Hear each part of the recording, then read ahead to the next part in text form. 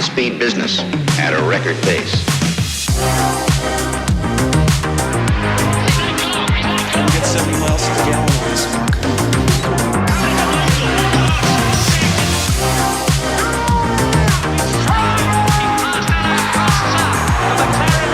It's a ship that made the castle.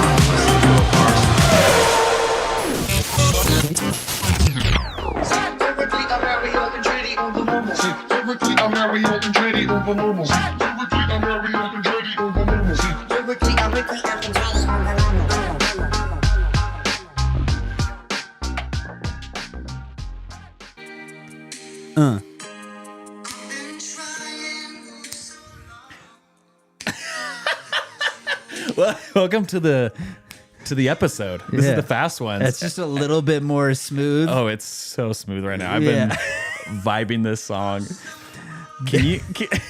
This one's called The Soft Ones. This is After Hours with the Soft Ones. Put your kids to bed, turn up the podcast, and Lay down in relax. some silk and enjoy. Relax. Okay. So I watched a movie, and this was the first song in the movie. Okay. Wow. Wild guess, but could you guess what movie it was? I'm like trying to think of the most wildly inappropriate. No. I think it's an Oscar-winning movie. Okay. Okay.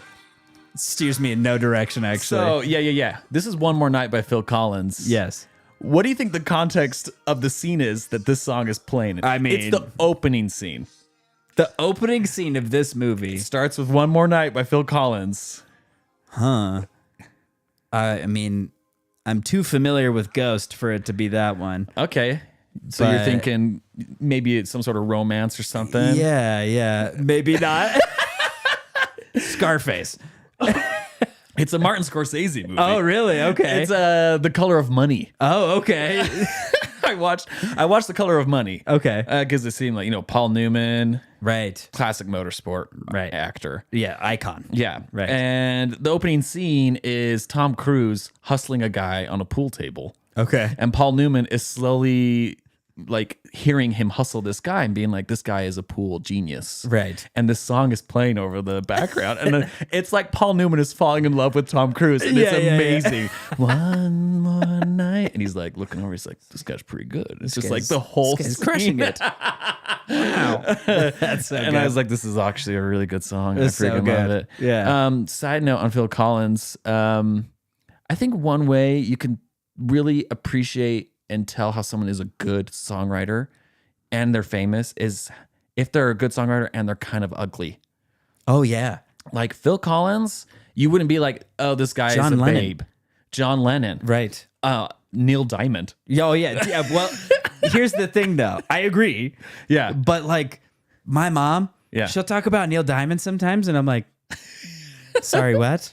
Yep. And she'll be like, oh, it's like, man, when he just like, we're coming to America. And I'm just like, I mean, there's a lot of hair he on has- that chest. I bought a live album vinyl of his, and Yeah. it's like he has a leather jacket with no shirt underneath it, and it's like, oh, he gives the illusion that he is a hot hunk. Yeah, but yeah. you look at his face, and it's like You're like, very average looking dude. Jerry? Is his name actually Jerry? But I'm like, that's how good of a songwriter he is. Yeah, he's that crushing it. overcome the good look barrier and made it into like the lexicon That's the of funny celebrity part. musicians. I'm like, Carlos, if he were here this week, Carlos would Yeah. be like, I don't know, the guy was a sex symbol in my era. But we have to, we have to we consider. know what sex symbols are now. Yeah. And that's Ew. it's a little different back It's then. a little different, yeah. But But if there was an ugly like Ed Sheeran, yeah, like he's the only one we got in our modern era. yeah, that's Ron like, Weasley plays acoustic guitar. He better be good. and has lots of like #1 hits. Yeah. you know he's good. Yeah, especially with the like checkered sweatband. That's like I haven't seen one of those be what's pulled he off wiping since sweat since off. Avril Lavigne was relevant. Yeah, he's way outdated for that. But it's like, oh, he's not a producer. No. He's doing it for himself. 100%. Anyone like that, like Benny Blanco, yeah. he's he's writing songs for other people. Right. Yeah. Yeah, I mean, what's his face? Was the guy who's the Tennessee Whiskey? Even though it's not his song, but he's a famous country Who are you talking about? The guy sings Tennessee Whiskey. The one that Chris Stapleton. Oh, okay. Chris Stapleton was a songwriter, Okay, yeah. but his voice is so incredible that he ended up pushing through. Yeah. But how yeah, you know. like That's how you know. that's a perfect example of Perfect somebody example. who pushed through. And you're like, oh, you I'm can't like, wow, that deny- voice is can't deny that undeniable. talent. Yes. Yeah, exactly. Anyway, this is the fast ones. Welcome. If you didn't recognize it yet, We got a lot with to our Neil get. Diamond talk. Yeah. The Color of Money. Paul Newman falling in love with Tom Cruise in the opening scene. Good stuff. He drives a Cadillac in that movie. Oh, okay. Do you know what model? It's huge. Is it an old Cadillac or is it era relevant? It's era relevant, and it's like an 80s movie. Okay. Yeah. Tom Cruise is very young in it. It's just a big, honking, huge. I'll admit white that I haven't Cadillac. seen this movie. I love Paul Newman You should see and the Martin movie. Scorsese. Obviously. It's great. You should see the movie. Yeah, I should It's watch that. awesome. Yeah, welcome to the fast ones. We're going to talk about the Canadian Grand Prix. Yes, we are. Maybe we might talk about Le Mans. Yes. I watched all the Earnhardt series. Oh, you finished it? Yeah, I finished that. Okay, I haven't even finished it. So, Oh. wait, no, I did. I finished it. You last told me night. you did, which is Yeah. why I was like, I need to get caught up. Yeah. Yeah. So we'll Oh cover my that gosh, too. that was amazing. Yeah. Okay. If you're not slightly tearful by the end of that, I will give you there's something wrong with you. I will tell you, I was watching it with my roommate. Yeah. He doesn't watch motorsport at all. Yeah. And he's just like kind of sees me watching races and just kind of like understands it. Like, oh, my roommate likes F1. Right. He sat watching me because he likes documentaries and film and stuff. We were both crying at the end. It's heavy, dude. It's so heavy. So I love that. Okay. To kick off the episode. Yes. I don't know how this is going to go. So roll with me. I don't here. either. This is a surprise to everyone who's watching. Yeah, I'm listening. literally surprising Mike with this activity. But I was thinking, big news waves. Who's talking? Kyle Marlin says he's here and present. Oh, good. Got to have those attendance points. We Good. are taking roll. Good, attaboy. As usual, Kyle. Everyone thank else you. gets demerits. You do not get a gold star this week. Kyle does. Kyle, what state do you live in? Just tell me the state you live in. Didn't you have to send him a gift? I did. I don't memorize addresses. What's the state, Kyle? If you I am feel gonna comfortable. be in Kansas City, Missouri this Oh, weekend. Carlos is here. Carlos has joined in the Hey. chat. Carlos, no demerits for Carlos. No, he's got the gold star this week. Okay, so big news hit all the F1 fans last week. Yes. That Cadillac F1 just dropped a ton of a ton of open jobs for Cadillac F1 team. Max used an AI to apply to all of them. No, but I have brought up a lot of applications that we can apply to right now. Oh, so let's do it. Yeah. My resume is polished. Is ready to go. I figure you only miss the shots you don't take, right? Yeah. What did Wayne Gretzky say? Michael Scott. Michael Scott, you miss 100% of the shots you don't take. Henry says that he is here in prison, but he yay. wonders if he can use the bathroom.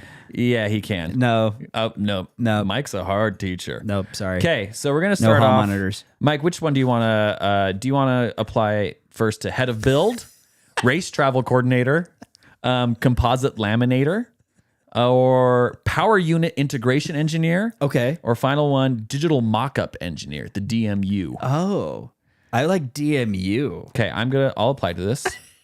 Well, a quick overview of the job position. Blake and Veronica have also wow. thrown their hat in the ring. Gold stars all around. I love taking attendance. Veronica is wondering if we're going to talk about your mustache. We have to get through the job application process before we get to mustache. Where's my camera? The mustache right as it cuts. is second Yeah. to the job applications. Yeah, this is the mustache, I don't mean to be so hard on that, Veronica, but we have to carry on. Veronica. I know a mustache is distracting, though. Yeah, just for the Henry fans, says just for the you, mustache has to be addressed. just for you, just for you. There it is. Yeah. It's looking pretty good. On the edge of her seat, she says. Okay. Digital mock-up engineer ensures the integrity and quality of the digital representation of our Okay. race car. Ah. Okay, so I'm gonna apply. Okay. First name, quick fill. She says, yes, distracting. Very. You have no idea. How did you hear about us? Select an option. Employee referral. How did you hear about us? Michael Andretti hasn't shut up for 5 years. That's how we heard of you. I think that's other. Okay. Where are you currently employed? Tech. Hard for me to answer that question in general. Cover letter. This is where we'll really sell Oh ourselves. yeah, okay, here we go. 'Cause, Cover letter. Can ChatGPT do this for us? I have not worked in F1 yet. Not a good start. But if Meghan Markle has taught me anything, it's the power of yet. The power of yet. Power of yet. But I have LinkedIn Learning, Oh, and I can learn fast. okay. This is good stuff. Is this how the kids are doing it these This days? is how the kids are doing it. Apparently. I have a YouTube account, It's called the Fastones. and I can look up tutorials on anything. That's how Siri says it whenever I get a notification and I'm mowing Yeah. the lawn with my AirPods in, and it's like fastones.us. You have a message from Kyle. I love that. Okay, what's gonna really sell? One more sentence on digital mock-up person. Mike, you're a graphic designer. You've made Yeah. some mock-ups before. Yeah. Yeah. Well-rounded. I've painted in Figma. This is me. Well-rounded in Figma. Parentheses. Hope you use that. And I painted my Element 2 years ago, Oh, so I know how to make a car look good. yeah. Perfect. We'll submit that Perfect. one. I did this, the studio. Oh yeah. I mean, but that wasn't digital, really. Okay. Do you want to do one more or No. all four Oh. more? Mike, power unit integration engineer. Oh, yeah. Okay. We have an opportunity for a power unit integration engineer to join the team. In this role, you'll support power unit integration activities. Okay. Yeah. So like team building activities. Yeah. Like field hockey. taking the power unit to lunch. Yeah. We aspire to be the absolute best in every aspect. What Okay. you'll be doing, developing, designing, and releasing parts and assemblies required to. Okay, that's too long. Easy. Something about a dyno. Easy. Okay. Provide information, engineer coordination, external dyno rig testing. Okay. Tell them Apply for this job. that Perfect. I have completely overhauled the cooling system of a Land Rover, This is perfect. and therefore completely qualified. What is your eligibility to work in the UK? We know the Haas chap. Henry Wallace. Just put reference. CC Henry Wallace. Henry the Haas-Chap Wallace is our reference. He'll vouch. He can vouch. He knows the Prime Minister. He works for the trains. He's met Ayo Kumatsu. They're all the same thing, right? There's only like 5 people in the UK, right? Okay, power unit activities. Okay, this is the cover letter again. This is where we're going to sell you. So I have rebuilt I have, rebuilt Land Rover Classic. cooling system Oh. on a modern Ooh, that's, Discovery 4. Use their system it's called an on LR4 here in the modern States. Don't know why. Discovery 4. Okay, cool. Yeah. Yeah. That's impressive. Carlos says Henry's in the loo. This is why he's not responding to that's us as our right. reference. Dang it. He had They're to not use going the to restroom. accept your application. Yeah, Henry, we need you to vouch. I've rebuilt a cooling system in a modern Discovery 4. I hope you're really submitting this. will. We are, for sure. Yes. We need to sell you on other things besides this. I have defended British engines. Oh, no, Cadillac. This is Cadillac. Yeah. Yeah. Oh, yeah. One of my favorite movies, The Color of Money, has a Cadillac in it. Recently discovered. Favorite movies. Recently, I discovered my favorite movie had a Cadillac in it. Which brought me here. Oh, I have always loved the sound of the Cadillac engine when I saw it at Daytona. Yes. Yeah. And I knew how to put that in an F1 car. Yes. Yeah. I knew I had to find out. And I knew I had to find out how to put that in an F1 car. Perfect.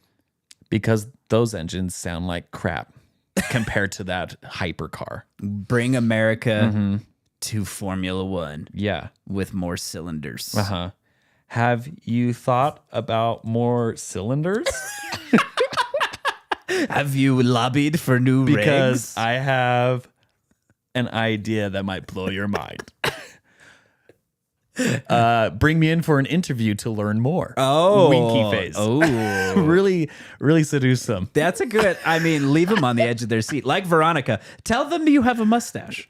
Oh, Oh, I also have a mustache. I have a very American mustache. Yes, not like Nigel's. Yeah. Not the Mansell stash. Yeah. Which Very is American. a suggestion I have for George Russell, but we'll get around to that later. Yeah, we'll get around to that later.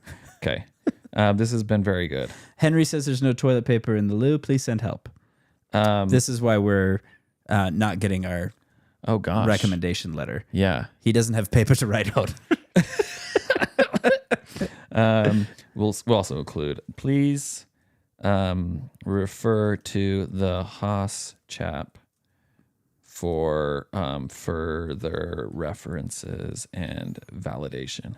Perfect. Great. Send. Beautiful. Okay. I would be opening to do the rest of those. Yes. But I don't know. In the interest of time. In the interest of time, we'll move past the resumes. But I will tell you this. They have a lot of job openings. Race travel coordinator. Oh, Like if you're just an admin that's really good, yeah. apply to that. Lead or model design engineer. You've built models, Mike. You could have done that. Yes. Mechanical designer, composite, garage technician. Oh, I know how to work a garage door. yes. Legal counsel. That would honestly be a terrible job in F1. It really would be. Oh gosh. So if you were to, I mean, if you're legal counsel at Aston Martin, your phone is blowing up from Adrian Newey every day. Yeah. So that job would be fun, but you'd have to be good at it. NDT inspector. What's NDT? Natural disaster turmoil. Yeah, you got to inspect those turmoils. Got to be prepared. And then U.S. tax manager. Not me. I mean, do you know how easy that job is? It's, don't do taxes in the U.S. Yeah, I'm a billionaire. Offshore holdings. Yeah, I'm a billionaire. Hashtag escaping. We should have applied to that one. Yeah. We'll do that later. We're really good at that one. So if We've you're learned. interested, go apply. Tell us which ones you applied to and when you heard back from Cadillac. Yeah, I I will. assume they will be knocking our door down to get those jobs to Hopefully us. this isn't the episode that my boss watches first. Find out that I'm applying for Cadillac F1. Here's the thing. If I was offered a job at Cadillac F1, I will bounce ship from whatever I am doing. I'll say this, I will switch fandoms so quickly. I know I'm a very deep Haas fan. Yes. But if Cadillac wants me to be a Cadillac fan, I will drop Haas. If Cadillac wants you to be a Sergio Perez fan, I'll do it. I mean, you might judge me. I'm judging. But Otmar Schaffner went to Alpine. yeah, Okay. yeah, you're right. I mean, you're right. People do terrible things to get into the sport And to get money. and to get money. Yeah, you got Yeah. it. Yeah, I mean, yes, So right. don't judge me because even the greats do it. Even the greats, even Yeah. even Lewis Yeah. Hamilton was swayed to the career-destroying team. He's at Ferrari. yeah.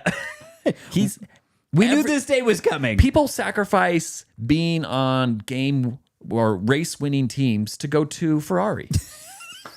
And that's the Exactly. truth. So Exactly. yeah, you can judge me for saying I would give up my Haas fandom to work for Cadillac F1. But and you he- would do the same. It's true. Camera cut. You would do the same. Haas chap, I think you'd do the same. Henry says you drop Haas and I'll drop kick you. But Yeah. we also know that It'll as never we've evolved as a podcast over several seasons now. Yeah. That even team members from Haas work at other teams now. Yeah. And they're people that we've connected with. Pete Corolla, who was he was the head engineer or chief or something. He was a very important member, and I'm forgetting what his role was at Haas, but now he's in Mercedes.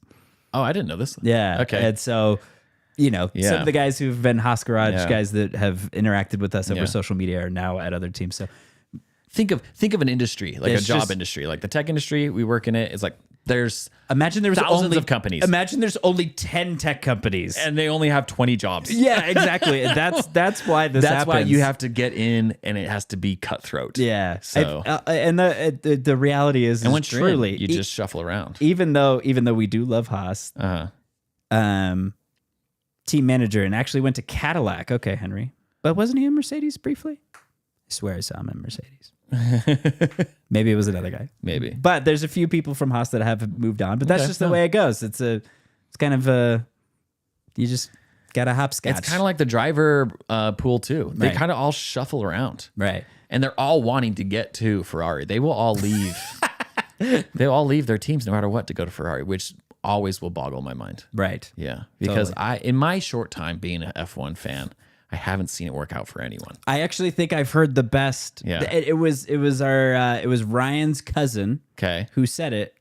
I think, but it was one of the best parallels I've heard. Mm-hmm. Is that Ferrari, if you were to put that in NBA terms, would be the Boston Celtics, I thought it was the Dallas Cowboys. but Dallas Cowboys is also a football or Boston Celtics. Yeah. Yeah, those are two teams that always should perform, Yeah. but never do, Yeah. and they have the legacy and the fandom that just never ceases to support them, Yeah. despite the legacy. Yeah. Never great. And you'll jump ship to go to one of these teams. Yeah. Right. It's very bewildering. It is for sure. So, but anyways, it was But, funny yeah. that parallel Yeah. kind of made me chuckle. Well, speaking of Ryan, Yes, we went to a fun car show on Saturday. it was great. And Utah Racing Club. Yeah, Utah again, Racing Club just to helping plug out our with the friends. fun car show. Yeah, We got to see some really cool cars and Yeah. drive some really cool cars. So Yeah.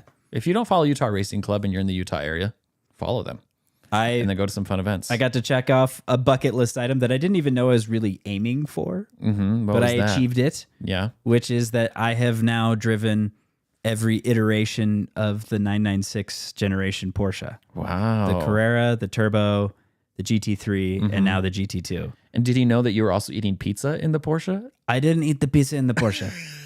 Don't spread this rumor. This is not a thing that happened. Ryan, I did not eat in your car, okay? Don't listen to Max. rare Porsche? I did not do this. But the best thing for me, though, is like as a kid, the GT2 was on my desktop of my computer. It was like the ultimate car because the GT2 was the fastest production car in the world when it came out.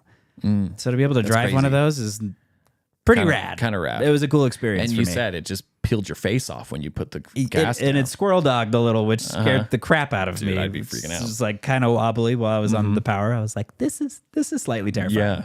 But so fun. So cool. And so shout out to Utah Racing Club. Yeah, really cool. Oh, great. I don't know what to get into next because there's a lot to get into. There is so much from this weekend. It's that, Le Mans, Yeah, Le Mans. Montreal, Uh-huh. and I don't know. Oh, should we talk about Earnhardt? And Earnhart. Let's do that first. Yeah. And we'll get into race recaps. Because and stuff. I've been dying to talk about Earnhardt yeah. with you. Tell me about what you feel or what your general reactions were. This just becomes the most feely, Yeah. emotional in podcast. Yeah. Tell me about what you feel. I mean, it's genuine after watching that it's you had genuine. feelings. It's a great story. I didn't know a lot about it. I just knew Earnhardt was a NASCAR driver and a 7-time champion in NASCAR. Right. And Daniel Ricciardo likes him and Right. named number 3. And we have a Dale Earnhardt doll somewhere. We do. Where is it's behind you on a shelf. Veronica says, are we just going to blow past the mustache again? I mean, What there it do you is. want? There's your moment of silence for the Cut mustache. to me, camera. Cut to me. That was a good moment to bring up the mustache again because now we're going to talk about Dale Earnhardt has a mustache. one of the most handsome men to ever rock the mustache. There he is. Dale Sr. Yeah, The man in black. Don't know what else to say about the mustache, but keeping it so I can look good. It's just for the fans. You stay classy, San Diego. Right when I wink, right when I wink at the fan, you know which one. It cuts. Yeah, well. Well, well, there you go. But yeah, do it for Dale. Anyway, wow, back to Dale Earnhardt. Yes. Crazy story. And also, yeah, wild to learn about the relationship fathers have Right. with their kids. Right. Because I started watching it, you're like, it's not just about Dale Earnhardt, it's about Dale Earnhardt Jr. Which you now see the reason why when we started talking Holy about it, cow. I was like, wait, Dale Jr. never won a championship. But I crossed those Yeah. hairs because I knew that this would be so much more about the family dynamic, Dale Jr., and somewhat about Senior. Because the life of Senior is what set up so much of a chain reaction for Junior and his sister. And also Dale Earnhardt's a dad. Yeah, Ralph. Yeah. And Dale Earnhardt was just a dad who couldn't express his feelings or say he was proud of his kids because his dad didn't do that to him. Right. And so he's always trying to earn his dad's respect by driving. Isn't there a weird And then Dale Earnhardt. punniness to the fact that his name is Earnhardt? Oh, geez. Sad. It's really sad, but it's sad. the reality of their It's family. reality. But that drove that guy to be the best driver in NASCAR history. Right. And he never gave up, never let up. Some gnarly wrecks. Oh, man. And he's still like, there's one, it's near the end of his career. He has a gnarly wreck and it looks like he just flips over a bunch. Yeah, is it at Daytona, I think? Maybe. Yeah. It crashes the car and they take him out, almost get him in the ambulance, and they crank the car over. Right. And he runs back he and just- gets inside it. Yeah, he's like, wait, and it still finishes runs. the race. Yeah. It's like, this guy's dedicated. And Nuts.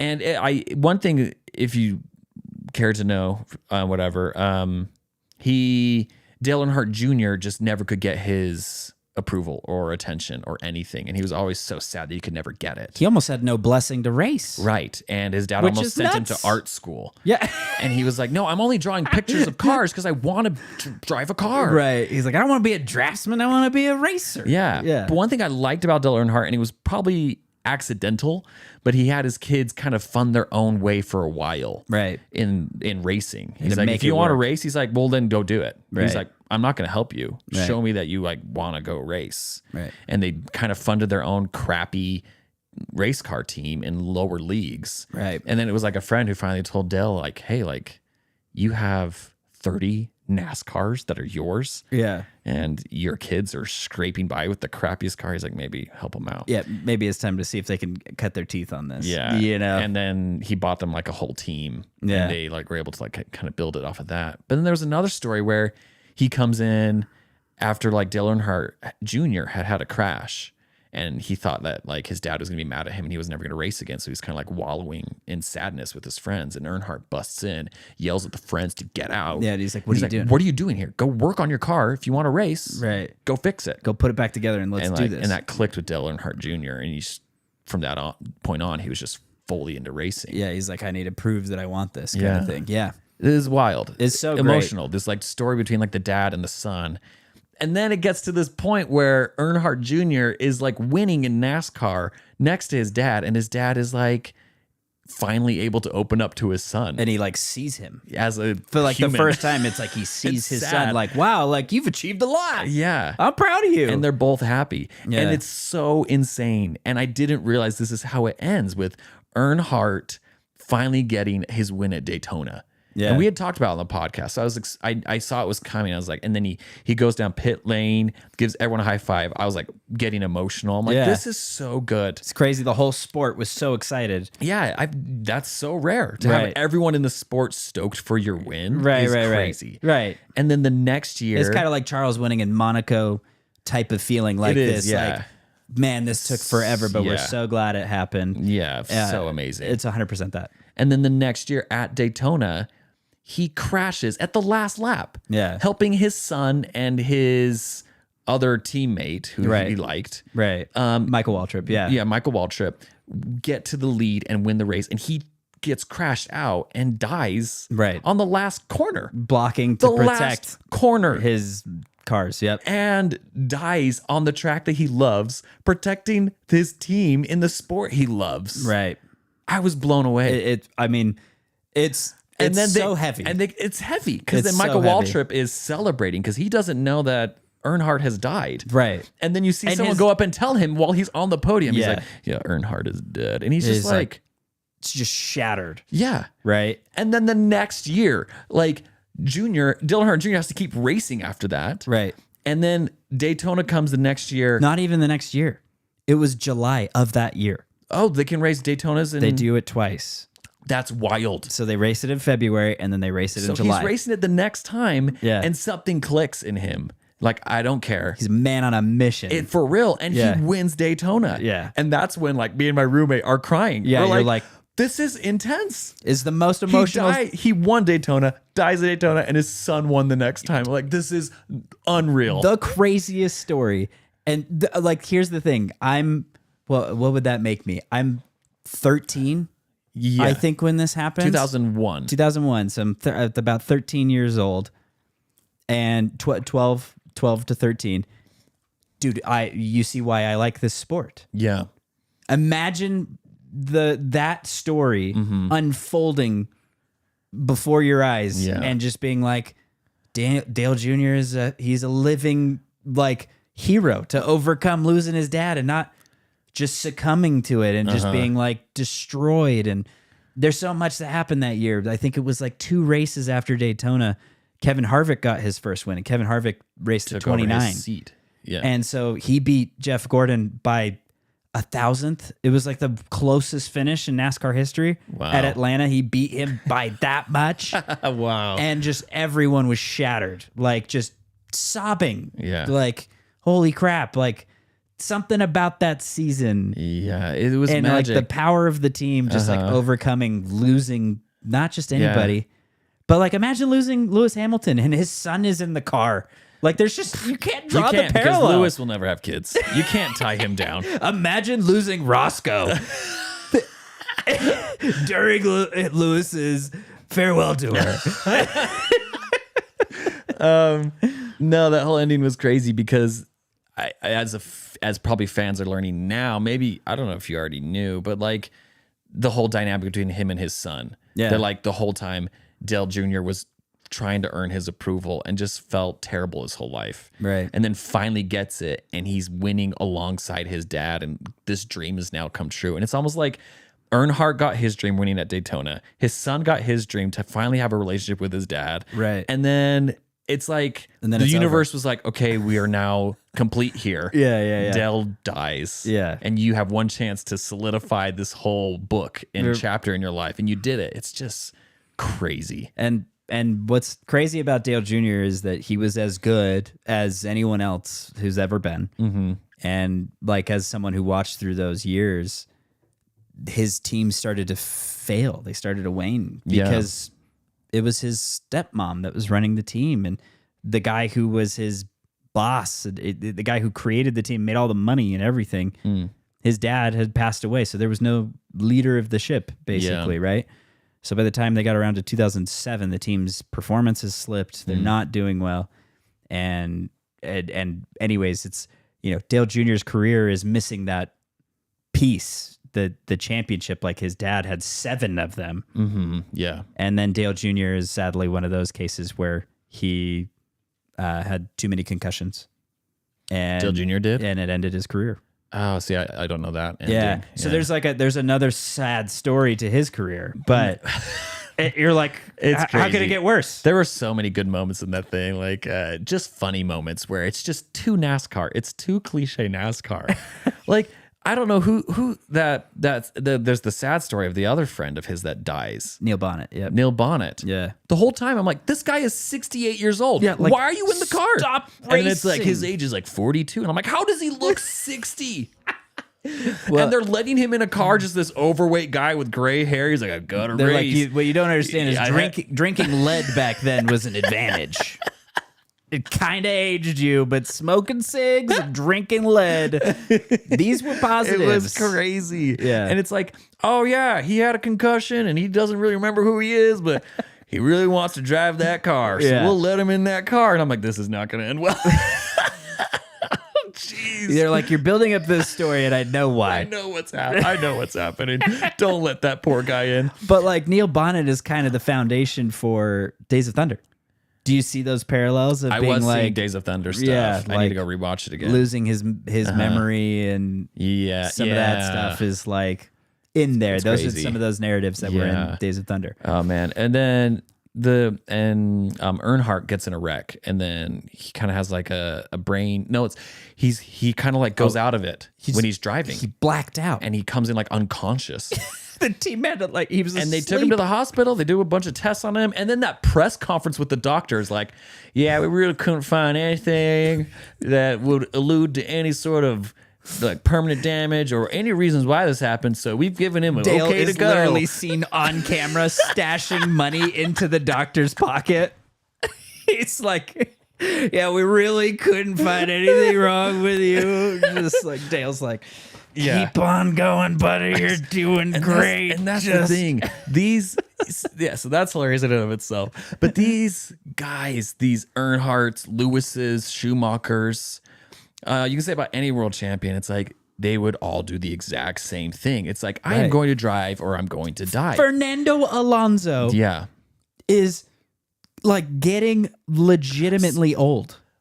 Earnhardt was almost 50. Right. That is crazy. So when we crazy. think about just the young drivers that are crushing in F1, Kimi Antonelli is like 12 years old. Yeah, exactly. And they're letting these geriatric people drive a NASCAR. Kimi Antonelli was born after Fernando's first race in F1. My roommate was like, this isn't how drivers are in NASCAR today. I'm like, no, I think they make them work out now. Maybe it's like they have to walk a mile. I would say that They have to walk a mile without taking a break now. You have to have a 12-minute mile. That's the prerequisite. There is a bit more physical. You can't race for Joe Gibbs Racing and be less than a 12-minute mile. Gosh. He was a football coach. And then a whole kind of side story to this whole thing. It's crazy to me that there's a few of these champions in different sports that have kind of maxed out their championship and it's all at 7. Yeah. Like Earnhardt 7, Schumacher 7, Lewis 7. Who knows if we'll get an 8th? Richard Petty 7. Jimmy Johnson 7. Tom Brady 7 Super Bowls. Right. And we were just talking about that, me and my roommate, and we looked up the meaning of the number 7, and it's like whole and it's complete. Right. And I wonder if the universe is like, okay, you have 7, you're done. Yeah. And Earnhardt was trying to go for more, and they're like, no, you are done. The universe called in Michael Massey on Lewis's 8th championship. Yeah. And said, Maybe that's what it was. And buddy, maybe the universe is tanking Ferrari right now. And now he can't get his 8th world championship. Lewis, if he does, please retire. It's like It's time. he defies the universe. Charles is begging you. Please, Lewis, please retire. It's time. Yeah. Oh my gosh. If you haven't seen the Earnhardt thing, sorry we just spoiled it, but also it's worth a good watch. There's some amazing NASCAR if shots. you haven't seen the Earnhardt thing and you don't know what we've talked about, that's like being like, watch the Titanic. When the ship sinks, it's crazy. Yeah. And then being upset that we talked about the ship sinking. Yeah. You But can't get through that. Like I said, my roommate doesn't watch motorsport, doesn't care about cars, but he loved it. He was into it. It was really well done. And this is a space I've worked in with documentary storytelling. And I felt like they did such a good job of living in moments. And I think that part of what is so amazing and like special about the documentary series for me was the amount of footage that existed around their life. Yeah, they have a lot of stuff. It's probably because, they're all celebrities. Right. Yeah. So there was just a ton. A ton of stuff. And which it made was great. Yeah. It was really, really fun to see. I don't think Dale Jr. looks anything like his dad, which is weird to me. They look so different. It's funny you say that because I definitely see cues, right? But his mom, they show a picture of his mom. Yeah. Older, like later in the series, probably episode 3 or 4 or something. They show a picture of his mom holding one of the grandkids. Yeah, and I was like, "Whoa, there's Dale Jr." Like, really? It's all his mom's side. Yeah. He looks so much like her. There was a moment in the series where they're talking about how the Earnhardts then start merchandising their brand, and they start making tons of merch. And I was like, "Oh, that's where this came from." Ta-da! That's why we have a Dale Earnhardt doll. From what I understand, from what I know, there was so much stuff. And chat, fact check me on this because we know that I have a tendency to be wrong about some things that I think I know. But I believe Dale Earnhardt is the first person in history to trademark his signature. Oh, really? Interesting. Because he was the king of merch. Oh. And so everything had that Dale Earnhardt signature. Yeah. Plastered on it. And so he was one of the first guy to ever do that. Okay. Fun fact. Interesting little fact. Yeah. But yeah, he really was the king of merchandise. Dang, they were slinging that merch everywhere. Killing it. Yeah.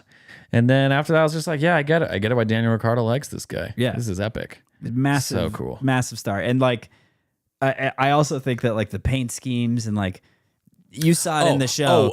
So like, okay, Yeah, when they go from the Boone yellow Wrangler and they pull out this black car, it does feel dark and It's scary. menacing. Because when AF. we pulled this out before on previous episodes, I think we talked about Earnhardt for a bit, and you're like, oh, the man in black. I'm like, it doesn't look very black. Like there's so much sponsorship on it and stuff. But then when like it, yeah. In contrast, Yeah. if you see it in contrast, This is the rainbow. That was his biggest competitor. This is, and then like boom, it's black. It's very black. So it's very funny to see these two. But when they're kind Side of by side. unveiling it, I thought, yeah, that's intimidating. That is Yeah. a black dark car, and it's It whipping matched around. the brand of who Dale Earnhardt was perfectly. Yeah, it was cool. And it was fun to see him shoving people off the track in his early years. Oh, he was such a punk. He was such a punk. Yeah. That definitely improved over the years. But there was the idea that, yeah, he was doing that in his early years, and it was someone did that to him that ended his career. It was like karma. I don't know. What goes around comes around, or And it's one of those things. that's kind of the thing that ends. I remember watching. I watched it live. I remember it so vividly. I can tell Really? you the day. I've never forgotten it. It's February 18th, 2001. I can literally remember it. It's crazy. That is crazy. But I watched it with my parents, and the race was over, and I remember being like, why did like what was the deal? What was the point? Like you're gonna at that point in the track, if you're able to nudge underneath someone and actually get the position, then you can potentially beat them to the line. Yeah. But you're not going to win. They were a full car length away from Junior. There's a gap. There's a fair gap, and so you're at least a full car length behind. And so the only way that you're going to, like, if you get through Dale Sr., you're not going to win the race. You're going to end up finishing third. Yeah. So in that moment, I'm like, why are you pushing so hard? Yeah. At this point, you're only going to make up one place. And so at least from my perspective, you might have been able to get second. But I still think that Michael was too far in the lead for anyone to make a difference. Yeah. And so the pushing and shoving, Sterling Marlin was definitely, he's the one who had the Coors paint scheme, the silver car on the outside, or that was behind him. And then Kenny Schrader was the M&M's car who's on the outside. And Kenny Schrader and him are the ones that collided. And then Kenny Schrader's the one who came up to Michael at the end of the race and was like, it's not good. Dang. So anyways, It was cool. I can remember all the I mean, details. it was cool that Michael Waltrip. Yeah. It was cool that he kind of felt like he got his celebration at the next Daytona too. Right. Because he was able to help Dale Earnhardt. He's like, I had a really good like slipstream, and I had a lunge. He's like, but something kept me right there, and I gave him a little tap and pushed him forward. I was like, this is how it should end. Man. Yeah, It's for sure. So good. And Daryl, who was not Dale's biggest fan, and Daryl was the announcer in the booth. But if the beginning of the documentary, you see Daryl and Dale Earnhardt going toe to toe. Yeah, they hate each other. Yeah. Or and he hates Dale. I don't he know if can't Dale stand him because he's just like, yeah, I don't know how anyone get away with racing like that, you know? Yeah. But and so anyways, but that I feel like the thing that's also great about this is this finally gives context to who he is. And I've talked about it with David Croft with his like, it's lights out and away we go. Boogity, boogity, boogity, let's go racing. That's Daryl. Oh, see, it's all coming together. Yeah, so it's like we're finally painting a picture, full There we circle go. For all me, this. for me. Yeah. For anyone who's listened to our nonsense and rants. Maybe you want to go watch a NASCAR race. Yeah. Shoot. I mean, I want to see a crash. It didn't shy me away from wanting to see crashes. No, and now that the cars are as safe as they are, I encourage it. To get flipped upside down. Yeah, some of those are gnarly. So insane. Okay. Oh, geez. So, yeah, watch Earnhardt. Okay, moving on. Should I check Shift this camera? gears. This camera, I think, might have shut off. Oh, It's yeah, Kevin's check the camera camera. that's letting us down. Check the camera if you want. All right, talk about something in the meantime. Talk about something in the meantime. Shoot, you should have let me just talk about Earnhardt. I'll say this. I'll preface this week. This week was a lot of George Russell, and we're not a big fan. Not a big fan of George Russell. And I think on this podcast we have admitted that George is a good driver. He's a decent driver. He's not on Mercedes for any other reason. But this is a very it's dead? It's dead. What do you want to do? I can't do it. It's dead. Wow. Oh, One. Kevin, why'd you give us a dead camera? Oh shoot. What are we gonna do? We're just gonna Gonna carry roll on. with it? Okay. we're just gonna go This with is gonna it. be a very Max heavy episode. That's okay. That's just like it's the 2019. This or is why we had the mustache. It's the 2023 This is season. why we got the mustache. It's a we very knew, Max heavy. We knew episode. it'd be Max centered. But George Russell was Yeah. all over the place this weekend. Ugh. I know. And we can we talk about the reel real quick? Yeah, of course. I made a reel just out of nowhere laughing that George is playing hardball with Mercedes. And there's nothing in that reel to indicate that I would say he's a bad driver. Because like I said, we've admitted, like, he's a decent driver. He's fast. He Yeah. has his moments. Yeah. But It doesn't mean he doesn't like dressage. And it doesn't mean that he's the most annoying driver in the world. That he's a hall monitor. And it doesn't mean that Toto likes him. No. Because people are now coming back at us. They're like, well, George got P1. This reel aged well. And it's Yeah, like, yeah. no, it's everything I said is legit. This is not a surprise. Because my favorite part of the whole weekend was in George in qualifying. He gets P1 and he's celebrating going around the track. Yeah. And no one's talking to him in his radio. Yeah, yeah, Did yeah, you yeah. end up going back and watching it? Yeah, it's so good. He's just like, is anyone there? Yeah. Talk to me. Yeah. Anyone? Anyone? Yeah, good race. Yeah. good Toto- job, Yeah, George. good job. Okay. As you did a good job. Just they're so over him. Yeah. They're so over him. Well, and it's just, it's. I mean, we saw it with Lewis. Like even before he announced that he was going to Ferrari, that he'd get a podium, and Mercedes wouldn't even show up. Oh, see, And this it's a pattern. It's a pattern. Yeah. And so, look, for those of our listeners who aren't aware of it, Yeah. Mercedes has got Max Verstappen locked up. think? I think it's locked up. Because Max is not liking Red Bull. Everyone What do you is. think? Someone even made a post or something being like, George's performance is perfect. We expect him to be signed and like to progress forward. And Yeah. I'm like, yeah, right.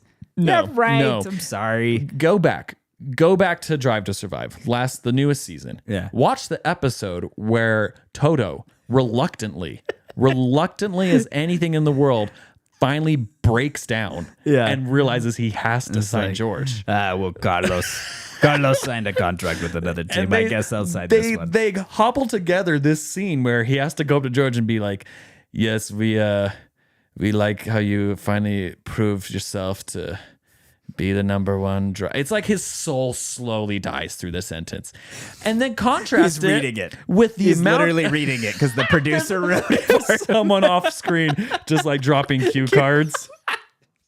And George is oblivious to it. Somehow he doesn't realize it. Yeah. But the contrast that Toto has whenever Kimmy is in the conversation, Right. He's so happy. Yeah. And the biggest evidence was this weekend. George gets number one, and it's like, congrats, George. Yeah, yeah. And then Kimmy is like, little Kimmy. Yeah. Oh, little Kimmy. You are now grande, Kimmy. Did you hear the crowd too? They're chanting his name. Is insane. Insane. Yeah. So The contrast between George lifting the trophy and then Kimmy lifting his and just it's like, oh my gosh, it's so different. Kimmy it in was so- Canada. yeah. It's not Italy. It's definitely not Italy. It's And not George Germany. is just like, oh gosh. Yeah. It's coming out of the car and doing his stupid thing. It's Don't like get me moments like this, started. George. This is why they're losing. This is why Toto doesn't want to look at you. No, No one wants to look at this. it's painful. It's painful. It's so painful. But that's the thing is like, again, it's like the real you made wasn't even hinting at like poor performances or he's a bad driver and all these people are like, this aged well. It's like, no, he cringed out the winner's circle or Yeah. he cringed out in Parc Ferme. You're like, he did exactly what we expected him Yeah. to do, which was just to do the lamest thing possible. The lamest thing as possible and make it easier for Toto to sign Max. So it's just, It was like, there was definitely a comms moment where he's like posing on top of the car and Toto's like, yet he will not be driving next year. Yeah. It's like, yeah, let's find Max right now. Can we triple the contract for Max? but George goes, I will give up the company. He goes, Toto, did you speak with Red Bull? This accent's getting worse. The Dutch are violently driving. And Max, he tried to pass me under the safety car. Did you see it, Toto? Oh, gosh. Did you gosh. see it? Yeah. And it's just like, just typical George stuff. Just typical George stuff. But, I feel like I have to move on to it because we gotta talk about the name of this episode. Just shifting gears. Well, officially shifting gears to what's the name? Oh no, Lando. Oh, the big orange elephant in the room. Yes. And the other thing about this episode that we haven't mentioned yet is that Haas 200 races And they had points. Points. Good for Haas. And It was awesome. P6 in the Constructors Championship locked up at the Momo. Yeah. Let's go. Yeah. All these other mid-pack teams, they kind of up and down. Haas, consistency. Consistent. Kamatsu consistency. The old is what we Komatsu like to, consistency. That's what we like to say around here. Points for days. Points for days. But also, Cadillac, call me. Call me Cadillac. Such a traitor. Such a traitor. Okay, Lando. Yeah. Okay, Mike. So, I mean, look, I felt like the whole race, there was a couple of times where I wondered what McLaren's strategy was. And we know the McLaren's strategy over the past season and seasons has been borderline Ferrari territory, terrible. Mm-hmm. They've had a couple of miss moves, right? Yeah. And so this one didn't seem like they did anything to really try to defeat the other teams by going two-stop or just trying anything different. They just felt like they were committed to losing. Mm-hmm. But then in addition to that, it comes down to this point where, Oscar is getting chased by Lando, and Lando gets to Oscar, and what does he do? Mm-hmm. Exactly what we freaking expect from him every single time. And I've narrowed it down. Mm-hmm. He has the worst in the moment judgment, like racecraft judgment of anybody who's been overhyped ever, in my opinion. Interesting hot take. He gets to those moments where it's like, okay, make the pass, make the judgment call. How are you going to execute? And he goes for the not obvious move. What was the obvious move in that point? In this moment, So Oscar moves him to and the Oscar wall. had been battling for laps. It was fun. Right. And then Oscar moves, so you take it. So Oscar moves to the inside, the pit wall, coming down the straight. Lando has DRS. Lando has a lot of speed. And he's got battery power. It seems like the tires are Tires treating are him newer. better. Right. And so he's on the move, right? Oscar moves to the inside. And guess what? As they move into that next corner, Oscar will have the inside of that one, but Lando will have the inside of the next. So Oscar's actually setting Lando up for the move to be like, okay, I probably can't keep you behind me, so the door's open. And what does Lando do? He chooses to try to squeeze between the pit wall and Oscar's car, which is, there's no room. Crazy. There's no room there. And runs, and the thing that's so insane to me is that he's so lucky. He's so lucky that he didn't cut Oscar's tire because he ran into him. Yeah. I mean, watching that live, the camera angle was not good for the crash because where they happened to be filming live, they're not expecting a crash. You just see the wing come off, and you're see like, the wing "What come did he off, do?" And I was like, "Oh gosh, Yeah, because I have been waiting all season long for these two teammates to come to a head. Right, And I'm right. like, oh, they're both out. Right. Because there's no way two cars survived that crash. Right. But one did, and that was crazy. Right. Yeah. And I legitimately, I think that was the thing that saved Lando's life at McLaren. Because if he had taken both of them out, with that idiot move of like, where were you going? Yeah.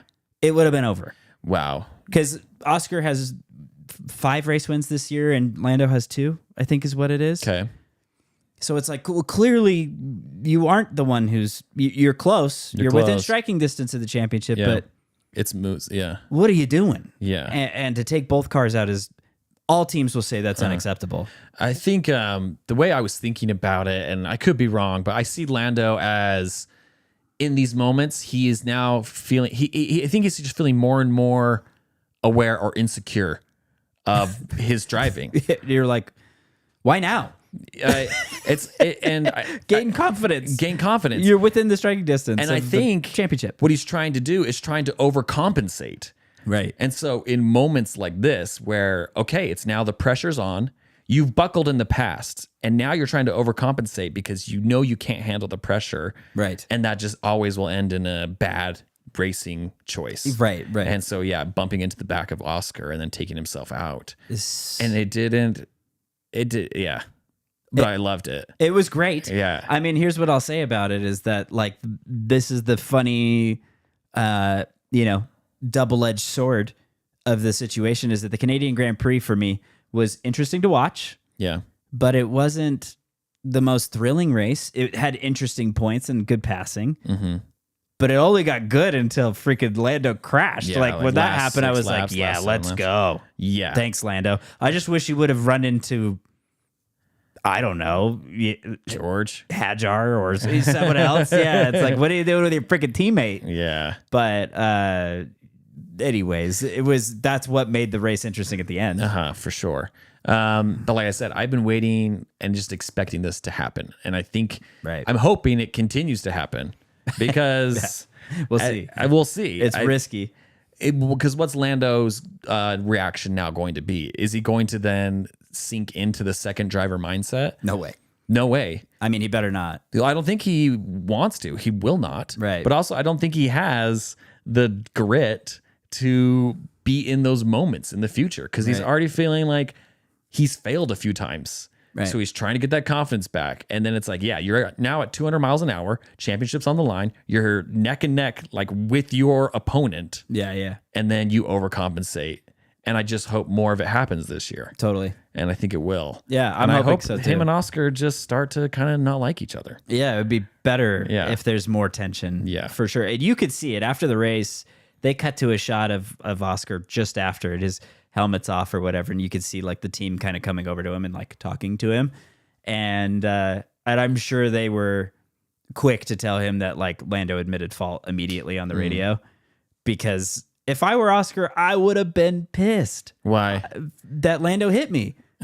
I'd be like, what the hell was he He doing? took himself out. Yeah, but he's lucky he didn't take them both out. That's I'd be true, like, what yeah. was that risk worth? Yeah. Like if we both didn't score points today, that would have been a massive hit. Yes. Yeah. And Max finished second. So that's some dangerous crap. Yeah. For Max later is this still, year. Still up in the points. He's still in there. That's the other part of this. It's like, yeah, George won a race. Max is the threat still. Yeah. And he's still finishing second. It's Yeah. like, what? Yeah. Yuki, where was Yuki? I think he finished outside the points. Yeah. He finished outside the points. Yeah. But anyways, we won't beat a dead horse. no, it was It's an interesting point. part of the race. And it is a pivotal moment in the season. It is, for sure. Yeah. Because now, again, it's like Andrea Stella, Zach Brown, all of them are going to be like, that can't happen again. Mm-hmm. And it does. It's interesting to see what is the mentality of Lando moving forward. He doesn't handle pressure the best. No. But this is what I think more than anything, my criticisms of Lando is not to say you're dumb. It's not to say you're a loser and you can't fix it. My criticism of Lando is legit for our listeners who hear me say this stuff. If he ever heard me, I'd be like, dude, just fix it. Go into the simulator, go into racing situations and make better decisions. Force yourself to make better decisions repeatedly. Because that will fix your racecraft. This is what Lewis was so good at. This is what all the greats are good at, is when you're in the moment of pressure, do you make the right decision or the wrong one? And right now I think he's going for the not obvious choice, and he can fix that. He can retrain that. Yeah. And so a lot of hard work will take it, but it's just whether or not he's willing to put it in. Interesting. Yeah. And they can put in as much time as they want in the race sim, right? Yep. Nothing's stopping him. I don't know. Maybe. Max doesn't stop sim racing. I know it doesn't like move and it's not the full F1 sim, but he's always sim racing. Crazy. Yeah. We'll see. We'll see what Lando does. Yeah. I think Oscar is looking more and more likely Definitely like the champion. I mean, for sure. Yeah. But there's always room for improvement. But Max could come out of nowhere. He still does. He still does.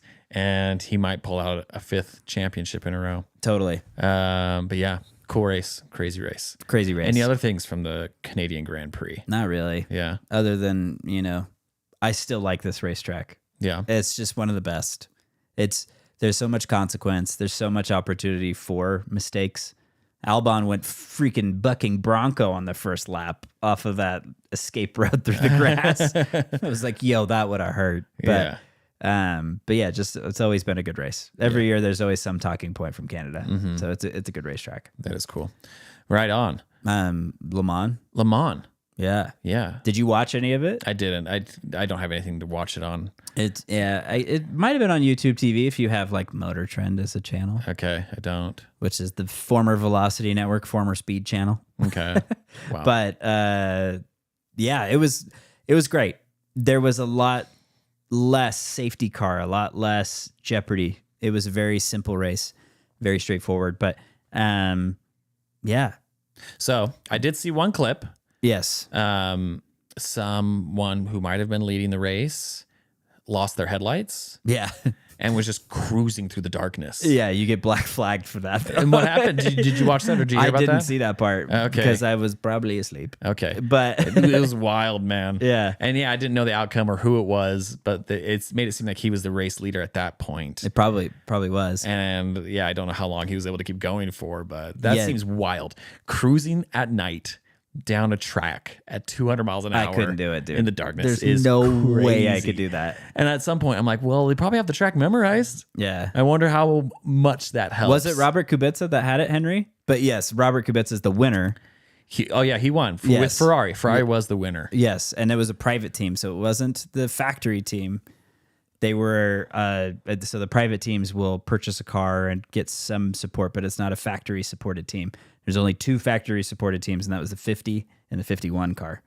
Antonio Giovinazzi drives for the 51. So did Ferrari win or not? They did. Their car won, Okay. but on a different team, a privateer team Ah. won, and Robert Kubica was the driver. Crazy. Robert Kubica, for our listeners who have heard us talk about him in the past, I he's forget the one who he that drove for. Williams. Williams. But he was the one that had the rally accident that messed up his hand Oh, okay. and so he had a contract with Ferrari. He was moving teams to race for Ferrari the next season and went out rally racing for fun, hit a barrier, it went in the car and mutilated his arm. Gosh. They saved it. Yeah. But he has very little function of his arm in his hand.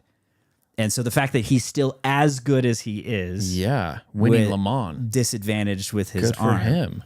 But yeah, That's crazy. so crazy. And so, but he raced for Williams, Yeah. briefly. Okay. Toward the end of his F1 career, he had a small stint with them. But to go back to win with Ferrari feels like poetic because he never got to Yeah, see that that's contract good. come through. Yeah. So that was really cool. But Why can't Ferrari just win an F1? oh, Henry says he doesn't know who had the headlight issue, and Mr. Hyperbaric says probably Oscar's worst weekend, which ironically has delivered him the biggest championship lead, which is true. Yeah. That's Yeah. crazy. Yeah, it was also Lando's worst weekend. Yeah, so. for sure. It won't be that his worked last. out. It won't be his last. He'll Yeah. set more worse weekends this year. It's the way it goes. Yeah. But yeah, Ferrari winning in Le Mans, not winning in F1. It shows, And now people are saying that Italy wants Fred Vasseur's head. which I listen. It's starting to get personal now. Yeah. And it's not just because I like Fred's personality, but we know he's improved the team significantly. Yeah. Yeah. From Mattia's time to his time, I think the biggest challenge is Adami, which is Lewis's engineer. Mm-hmm. That seems to be the biggest problem. I obviously don't know the inner workings Yeah. of the team, Uh-huh. but from the public perspective, it seems like the race engineers Yeah. is Lewis's problem at least. When I think about Zach Brown turning McLaren around, Right. it took a while. It took a long time. And now they're crushing it. Right. Ferrari, they might take more than a year. Right. And so Italians need to just chill a bit. The Tifosi. Yeah. Is They that need them? to- yes. They need Yes. to chill a bit. They need to take it down a notch. Because your previous guy is Mattia Binotto, and you let that guy sail for way too long. Well, and I think that part of even the Mattia argument, a lot of the time, everyone was like, well, let him get through the next regulation and see how that car produces. And if it doesn't produce results, then we can talk about whether or not Mattia needs to be replaced.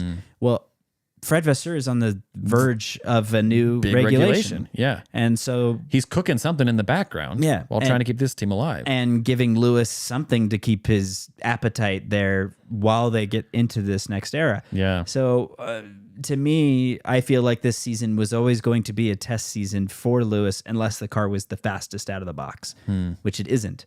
So now it's getting used to the settings and the steering wheel and getting used to everything. So that way, when they come out of the gate swinging next year, if they have the fastest car and he's familiar with the PU and the team, that they can really go out and potentially challenge for a championship. But this season was never going to be that year unless they were somehow a second faster than McLaren. Yeah. Which was just super unlikely to happen. Yeah. I can see that. I can see that. Hopefully, Lewis gets his chance at that 8th title, but the universe might say no. Henry says Ferrari, all ego, no cargo. That's great. That's so great. Yeah, the escargot belongs to Alpine, not the Ferrari. Oh, man. Well, we've already reached an hour. Oh, shoot. We did it. Good stuff. We did it this week. And you guys, thank you so much for hanging out in the chat and putting up with our 2-camera setup this week. Yeah. It's been great. Did you have like a listener question or anything? Oh, no. I Victor? just had a... Outro music. I just want you to imagine 70-year-old Paul Newman looking at 20-year-old Tom Cruise and just in love with him.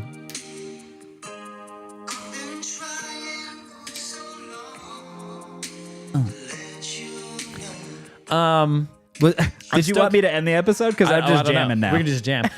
I am stoked about the F1 movie.